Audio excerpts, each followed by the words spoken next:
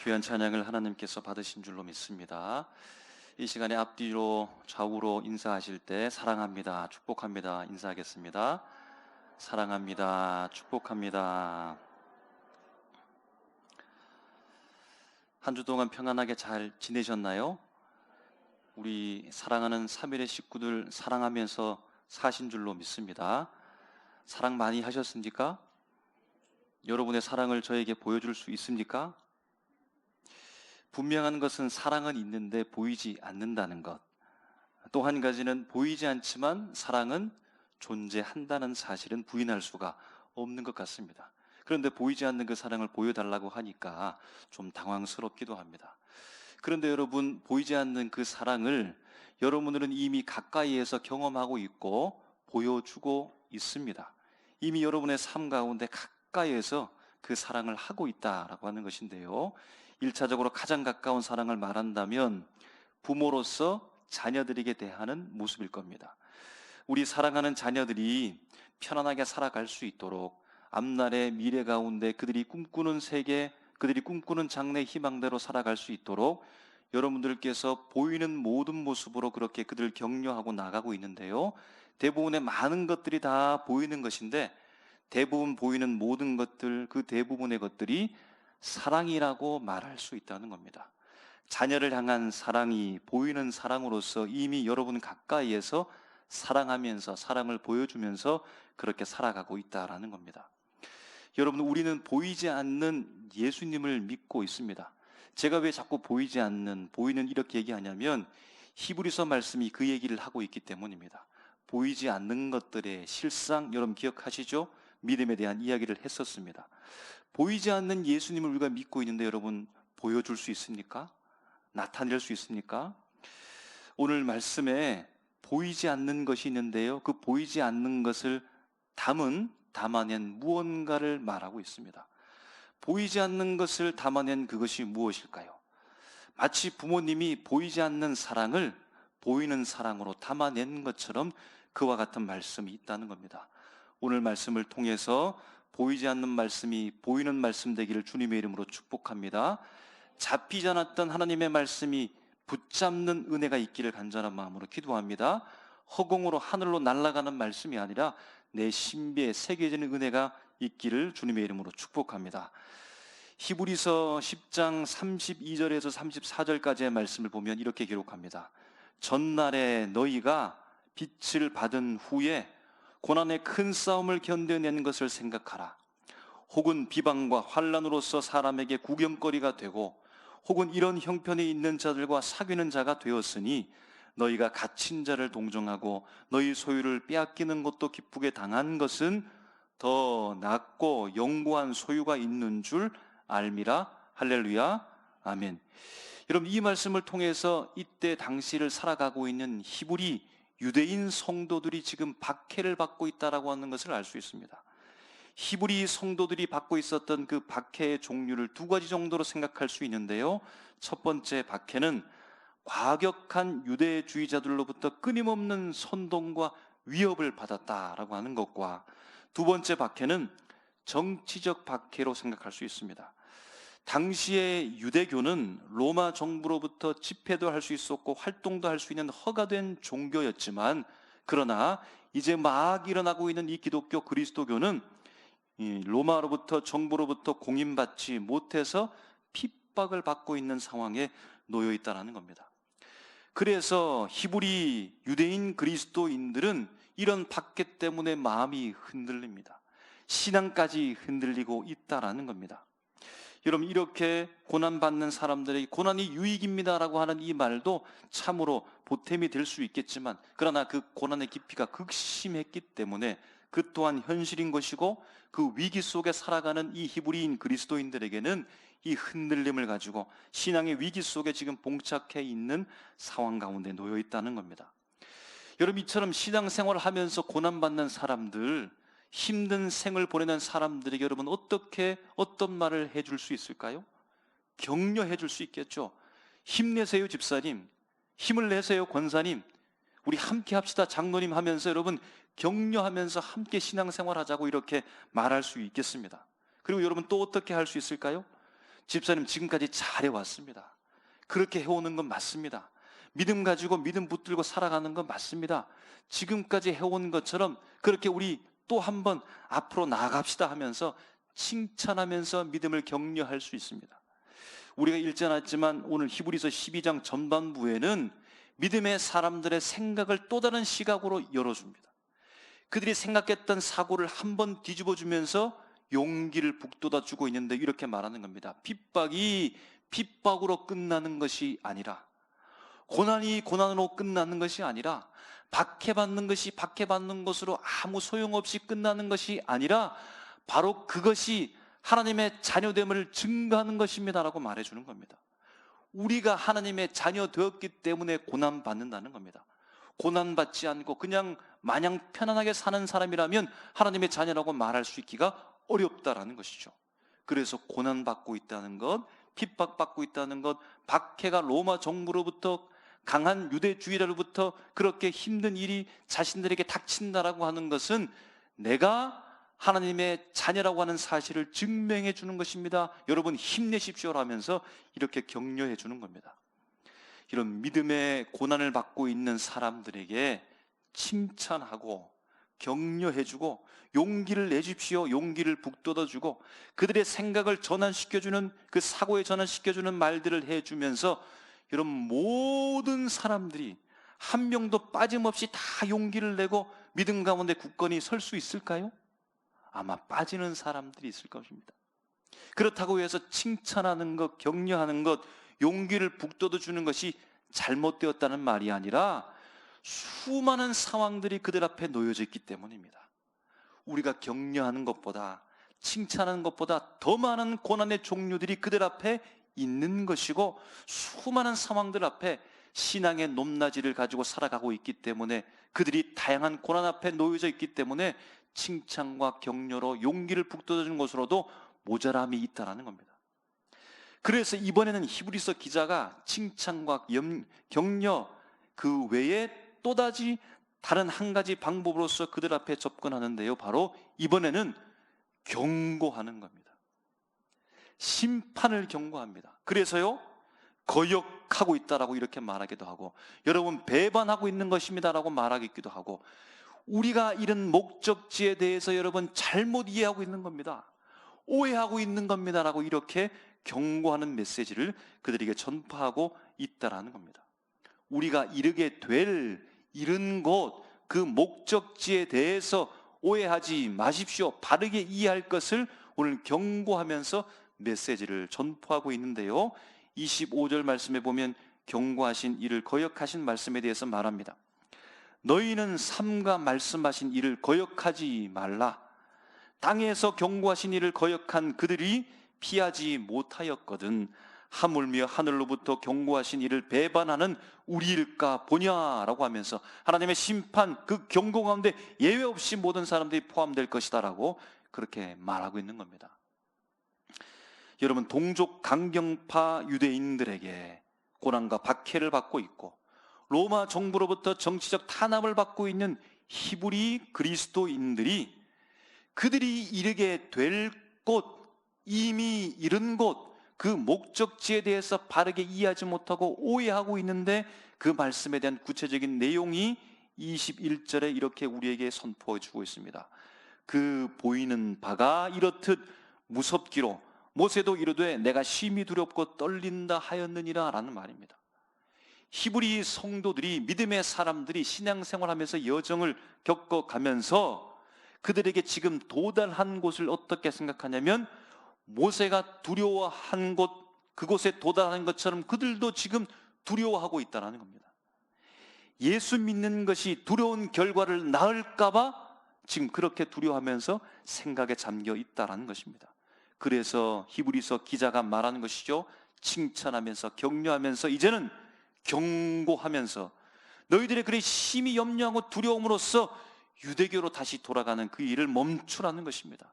거역하지 말고 배교하지 말라라고 하면서 그들이 오해한 것에 대해서 말씀하고 있습니다. 히브리 성도들, 지금 그들은 두려워하고 있는데요, 어떻게 두려워하고 있을까요? 18절 말씀에 보면 이렇게 말합니다. 그들은 불이 붙은 산에 이르렀다고 생각합니다. 침침하고 흑암 가운데 이르렀다고 생각합니다. 폭풍이 휘몰아치는 곳에 이르렀다고 생각하면서 그들은 지금 두려워하고 있습니다. 19절의 말씀에 보니까 나팔 소리가 나고 말하는 소리가 나는 곳에 그들이 이르렀다고 생각하면서 지금 두려워하고 있습니다. 20절 말씀에 보니까 짐승이라도 그 산에 들어가면 돌로 침을 당하리라 하신 명령이 있는 곳에 이르렀다고 생각하면서 그들은 지금 두려워하고 있다는 것입니다. 여러분, 이 두려움의 장소가 어디일까요? 연상되는 장소는 구약의 배경을 둔 시내산이라는 것을 알 수 있습니다.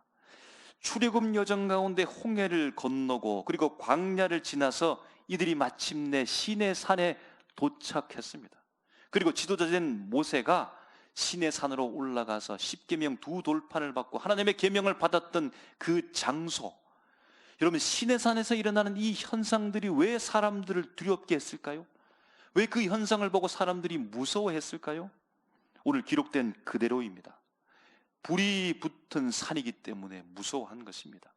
그 불에 자신이 태워질까 봐, 내 존재가 그 불에 붙어서 소멸될까 봐 지금 두려워하고 있다는 겁니다. 침침함, 흑암이 있기 때문에 그들이 두려워한 것입니다. 여러분, 왜 밤이 무섭죠? 밤이 무서운 이유가 무엇입니까? 무작정 밤이기 때문에 무서운 것이 아니라 밤에는 볼 수 없기 때문에 무서운 것이죠. 내 앞을 바라보지 못하기 때문에, 내 앞날을 바라보지 못하기 때문에 내 모든 오감을 동원한다 할지라도 내 앞에 일어난 일들, 내 앞에 있는 현상들을 이해할 줄 못하기 때문에, 알 수 없기 때문에 그들이 지금 두려워하고 있다는 겁니다. 폭풍이 있기 때문에 두렵습니다. 인간의 힘보다 훨씬 강한 이 폭풍의 힘을 가지고 자신의 전 존재가 완전히 휩쓸려 갈까 봐, 자신의 존재가 상실되어질까 봐 지금 두려워하고 있다는 겁니다. 나팔 소리, 말하는 소리 때문에 두렵습니다. 여러분, 불분명한 소리가 장엄함으로 말미암아 자신의 존재를 압도한다라고 한다면, 그 소리가 계속해서 들린다라고 한다면 여러분, 얼마나 공포스럽겠습니까? 소리는 들리는데 불분명한 소리, 의미를 알 수 없는 소리가 지금 인간을 압도하고 있는 것처럼 그 상황 가운데 놓여져 있으면서 지금 그들이 두려워하고 있습니다. 마지막으로 가까이 가면 돌로 침을 당한다라고 하는 이 명령, 하나님의 강력한 이 법에, 그 법의 심판 앞에 자신이 심판을 받을까 봐, 벌을 받을까 봐 지금 두려워하고 있다는 겁니다. 예수 그리스도를 믿는 사람들, 신약 시대를 살아가고 있는 사람들, 히브리인 그리스도인들이, 그들이 지금 시내산에 이른 것 같은 두려움 가운데 빠져 있습니다. 시내산에 있는 것 같은 두려움 가운데 그들이 있다라고 하는 것은 무엇을 우리가 계속해서 알 수 있는 것입니까? 그들에게 끊임없이 박해가 멈추지 않고 있다는 겁니다. 과격한 유대주의자들로부터 계속해서 탄압이 일어나고 로마의 정치적 탄압이 계속해서 이어지는 상황 가운데 그들은 생각하는 것이죠. 내가 이렇게 믿다가, 내가 이렇게 신앙생활하다가 정말로 내 존재가 소멸되는 것은 아닐까? 저 강력한 탄압 앞에 나는 다 태워지는 것이 아닐까? 폭풍처럼 휘몰치는 이 박해 앞에서 나는 내 존재가 완전히 상실되는 것은 아닐까? 하나님의 뜻이 있다고는 하는데, 하나님의 말씀이 있다고는 하는데 주의 말씀을 도무지 들을 수 없고 주의 뜻을 도무지 알 수 없으며 하나님의 도무지 보이지 않는 상황 속에서 자신은 그냥 함정 속에 빠지는 것만 같습니다. 하나님의 명령대로 살아야 되는데, 주께서 그에게 말씀하신 바가 있는데 그 말씀대로 살기에는 부족하고 죄인으로 여전히 살아가고 있는 자신을 바라보게 되어질 때, 하나님의 강력한 그 심판의 법 앞에 자신이 심판을 받고 지옥으로 내려갈까 두려워 지금 그들은 떨고 있다는 겁니다. 이렇게 신앙생활하다가, 이렇게 예수 믿다가 나는 완전히 그냥 이대로 끝나는 것이 아닌가 두려워 떨고 있습니다. 그래서 그 두려움 때문에 로마 정권으로부터 공인받은 안전한 그리고 익숙한 유대교로 다시 돌아가고자 그들이 시험에 빠져 있다라는 겁니다. 여러분, 이러한 두려움에 쌓여있는 히브리 기독교인들에게 히브리서 기자는 하나님의 말씀으로 그들의 두려움으로 인하여서 배교하고 거역하고 오해하고 있는 이 일들에 대하여 경고하면서 바른 이해를 추구합니다. 그러면서 말하는 것이죠. 두려움에 휩싸이는 이들에게 히브리서 기자는 여러분, 우리가 지금 이를 곳, 이미 이른 곳, 우리의 목적지와도 같은 곳, 우리가 머물러 있는 이곳은 모세가 두려워했고 출애굽의 이스라엘 백성들이 무서워해서 덜덜 떨었던, 가까이 가지도 못했던 그 신의 산이 아니라 여러분, 시온산입니다라고 말하는 겁니다. 시온산입니다. 두려워 떠는 신의 산에 우리가 이른 것이 아니라 하나님의 은혜가 충만한 시온산에 우리가 이르게 된 것입니다라고 말하는 겁니다. 여러분, 왜 시온산은 괜찮을까요? 22절부터 24절에 시온산에 대해서 이야기합니다. 22절에 그들이 이르게 된 곳은 살아계신 하나님의 도성에 우리가 이르렀습니다. 여러분이요, 히브리 성도들이요, 유대인 그리스도인 백성들이요, 우리가 이른 곳은 하늘의 예루살렘에 이른 겁니다. 우리는 천만 천사 가운데 이르게 된 겁니다. 23절에 하늘에 기록된 장자들의 모임 가운데 우리가 함께 모여 있는 겁니다. 우리가 교회에 이르렀습니다. 만면의 심판자이신 하나님께 우리가 오게 된 겁니다. 온전하게 된 의인의 영들 가운데 우리가 이르게 된 것입니다라고 말하면서 24절에 새 언약의 중보자이신 예수께 우리가 이르렀습니다. 아벨의 피보다 더 나은 것을 뿌린 말하는 예수 피에 우리가 이르게 되었습니다라고 그들에게 말하는 겁니다. 여러분, 시온산 무엇을 말하고 있습니까? 하나님의 도성, 천사, 하늘, 심판자, 하나님, 의인의 영들, 여러분, 거의 모든 것들이 무엇을 말하고 있는 것입니까? 하늘에 관한 것을 말하고 있는 겁니다. 천상의 세계, 영적인 은혜들, 바로 하늘의 것을 다 말하고 있는데, 그런데 여러분, 이 모든 것이 다 보이지 않는 것입니다. 보이지 않는 천상의 하늘의 것을 말하면서, 그런데 유일하게 보이는 것 딱 한 가지가 있습니다. 놀라운 천상의 세계, 영적인 하나님의 은혜들, 보이지 않는 천만 천사들, 영들, 놀라운 이 은혜를 말하면서 보이는 한 가지를 말하는데, 바로 무엇을 말합니까? 23절에 보니까 교회를 말합니다.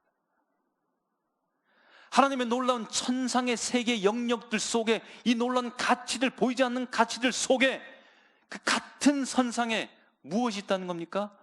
교회가 있다는 겁니다.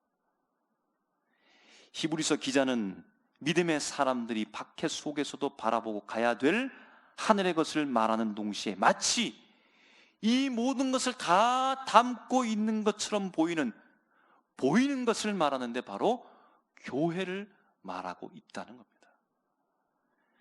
그러므로 여러분, 무엇입니까? 두려움을 이겨내도록 우리에게 하나님께서 교회를 주셨다는 겁니다. 할렐루야. 살아계신 하나님을 무엇을 통해서 우리가 붙잡을 수 있습니까? 보이는 교회를 통해서 우리가 붙잡을 수 있습니다.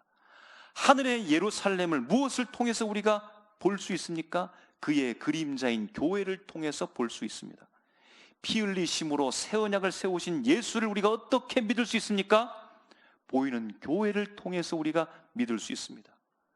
박해가 극심했던 초대 믿음의 선진들은 바로 하늘의 세계를 담은 초대 교회, 그 교회를 통하여서 믿음을 계속 이어서 내려가 오늘 우리가 그 믿음을 이어받아 교회에서 믿음 생활을 하고 있다는 겁니다.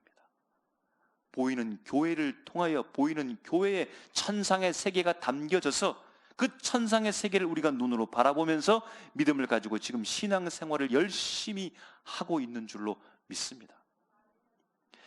어느 목사님의 간증입니다. 그분께서 어렸을 때에 가난한 가정에서 태어나고 그렇게 살아가면서 제대로 훈육받지 못하고 사랑도 받지 못한 채 엮이는 가정에서 힘들게 살아가는 것입니다. 그러다 보니까 사랑도 메마르고 나쁜 친구들과 어울리면서 자신도 나쁜 친구가 되어지고 물건을 훔치고 경찰서에 드나들게 되었는데, 그런데 그의 인생이 바뀌게 되는 계기가 있었습니다. 바로 교회에 출석하고 붙으라는 겁니다. 사랑받지 못해서 마음이 굳어버려진 그 마음이 삐뚤어졌었는데 마음이 녹아지고 점점 열리게 되었는데, 교회에 다니면서 그의 마음이 열리게 된 겁니다. 바른 길로 갑니다. 마침내 예수님을 만나고 사역자의 길로 결단하면서 그 길로 가게 되는데, 교회에서 천사 같은 선생님을 만나서 예수님 같은 사람들을 만나게 되어서 그들로부터 격려를 받고 믿음의 결단을 하면서 드디어 목사님이 되었다는 겁니다. 교회를 개척하고 그렇게 사역하고 있는데 그 교회에 절망 중에 빠진 한 청년이 찾아왔습니다. 보니까 이제 곧 극단적인 선택을 할 수 있는 위험으로 가득 찬 그런 청년이었는데, 근데 그를 만나서 그의 삶이 송두리째 바뀌게 되었는데, 교회에서 목회하는 목사로서 그에게 다가가 그 인생이 뒤바뀌게 되었다라는 겁니다. 여러분, 교회는 건물을 포함하지만 더 본질적인 것은 믿음의 사람들입니다. 믿는 사람들이 그를 붙잡아주고 그를 격려해주고 그를 칭찬해주고 혹은 경고하기도 하면서 포기하지 않고 끝까지 기도해 주면서 보이지 않는 천상의 세계를 교회에서 그에게 보여주고, 보이지 않는 하나님을 그에게 보여주고, 보이지 않는 예수 그리스도의 복음을 그에게 보여주고, 보이지 않는 예수 그리스도의 사랑을 그에게 보여줌으로 말미암아 예수의 사랑을 보고 예수의 사랑을 붙잡고 복음을 붙잡고 말미암아 다시금 일어서서 포기하지 않은 인생으로, 하나님의 사람으로 그렇게 변화될 수가 있었다라는 겁니다. 사랑하는 성도 여러분, 보석 좋아하시죠? 진짜 보석 좋아하시죠? 보석의 종류가 제가 보니까 참으로 많았습니다. 몇 종류 제가 찾아보니까 이렇습니다. 다이아몬드, 루비, 사파이어, 아쿠아마린, 에메랄드, 옥, 자수정, 진주 등등 다 가지고 계십니까? 여러분, 이 모든 것들을 담은 상자가 무엇이죠? 보물 상자, 보석 상자입니다. 여러분, 교회는 보석 상자와 같은 곳입니다. 세상에서, 아니 천상에서 가장 귀한 천상의 세계, 영적인 하나님의 놀라운 은혜와 은총과 세상의 모든 보화보다 더 뛰어난 천상의 가치를 담은 곳이 교회라는 겁니다. 이 세상에 예수의 보석 같은 복음을 보여주는 곳이 바로 교회라는 사실입니다. 신앙인으로 살아가는 것이 불편하고 불편함을 넘어서 고난이 있고 고통이 있는 것이 현실입니다. 내가 이렇게 신앙생활 하는 것이 맞을까 고민하죠. 멈추지 않는 고난과 고통이 여러분 두렵습니까? 나의 미래가 보이지 않아서 여러분 두렵습니까? 내 이 형편과 돈으로 내 미래를 보장할 수 있을까 여러분 두렵습니까? 세상의 풍파, 거센 파도와 같은 세파에 휩쓸려 저 멀리 떠내려갈까? 내 존재가 상실될까? 그 위협감 속에 여러분 두렵습니까? 도무지 하나님의 뜻을 볼 수 없어서 답답합니까? 하나님의 말씀이 있다고 하는데, 내게 말씀한다고 하는데, 주의 뜻이 분명히 있다고 하는데 기도함에도 불구하고 내게 찾아오지 않는 것 같은 이 답답함 속에 여러분 두렵습니까? 하나님의 말씀이 분명히 내게 주어졌는데 그 말씀대로 살아가야 되는데 죄만 짓는 나를 바라보면서 절망되십니까? 도무지 신앙이 손에 잡히지 않아서 여러분 허무하게 느껴지십니까? 오늘의 말씀을 기억하십시오. 수많은 영적인 천상의 세계를 말하며 그와 동일한 선상에 위치해 있는 교회를 통하여서 우리의 두려움을 주님께서 쫓아내시겠다라고 말씀해 주고 있는 것입니다. 여러분, 교회를 통해 믿음의 사람들을 통하여 그 두려움을 몰아내겠다고 오늘 우리에게 말씀을 주신다는 겁니다. 여러분, 보이는 교회를 붙잡으십시오. 여러분, 한번 생각해 보십시오. 우리의 생애, 우리의 삶 가운데 우리가 어디에서 여러분 회심하셨습니까? 어디에서 우리 인생이 뒤바뀌었습니까? 우리가 어디에서 하나님의 은혜를 받았습니까? 우리가 어디에서 다시금 일어나야겠다라고 용기를 여러분 얻었습니까? 바로 주의 핏값으로 사신 주의 몸된 교회가 아니겠습니까? 믿음의 사람들을 만났을 때가 아니겠습니까? 그들로부터 칭찬을 받고 격려를 받고 경고를 받기도 하면서 새로운 생각을 열고 내 생각이 바뀌고 새로운 눈을 뜨면서 믿음을 바라보게 되어지면서 그들과 함께 교회에 있을 때 우리 인생이 여러분 변한 것 아닙니까? 그러므로 교회를 사랑하고 교회로 오시고 교회가 되시고 교회에서 믿음의 사람들과 함께 살며 그들을 격려하십시오. 칭찬하십시오. 때로는 야단도 치십시오. 때로는 손도 찾으십시오. 때로는 생각을 바꾸도록 우리의 생각을 내면서 함께 나갈 때 우리에게 주어진 내가 이렇게 믿고서 이렇게 살고서 과연 내가 살 수 있을까? 엄습해오는 박해와 같은 그 두려움이 교회를 통하여 믿음의 사람들을 통하여 떠나가게 될 줄로 믿습니다.